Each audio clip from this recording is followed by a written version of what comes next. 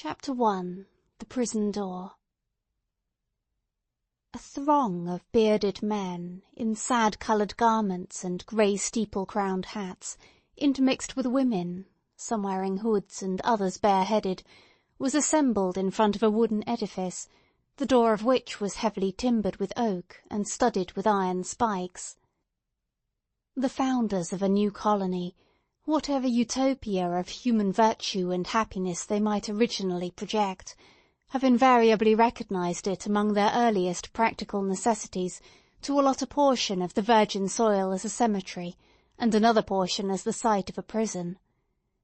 In accordance with this rule, it may safely be assumed that the forefathers of Boston had built the first prison-house somewhere in the vicinity of Cornhill, almost as seasonably as they marked out the first burial-ground, on Isaac Johnson's lot, and round about his grave, which subsequently became the nucleus of all the congregated sepulchres in the old churchyard of King's Chapel.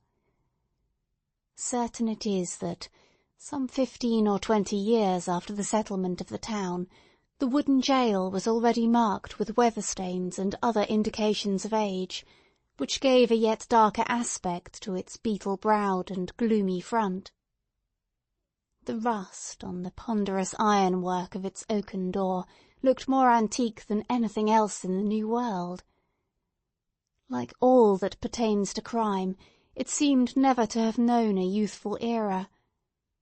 Before this ugly edifice, and between it and the wheel-track of the street, was a grass plot, much overgrown with burdock, pigweed, apple peru, and such unsightly vegetation, which evidently found something congenial in the soil that had so early borne the black flower of civilized society, a prison. But on one side of the portal, and rooted almost at the threshold, was a wild rose-bush, covered, in this month of June, with its delicate gems,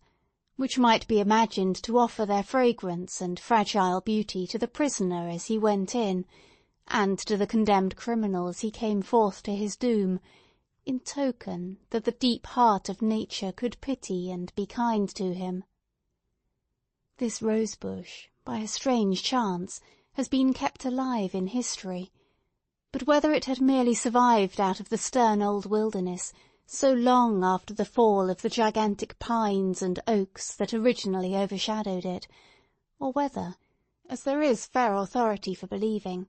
it had sprung up under the footsteps of the sainted Anne Hutcheson as she entered the prison door, we shall not take upon us to determine. Finding it so directly on the threshold of our narrative, which is now about to issue from that inauspicious portal, we could hardly do otherwise than pluck one of its flowers and present it to the reader. It may serve, let us hope, to symbolize some sweet moral blossom that may be found along the track, or relieve the darkening close of a tale of human frailty and sorrow. End of section 4.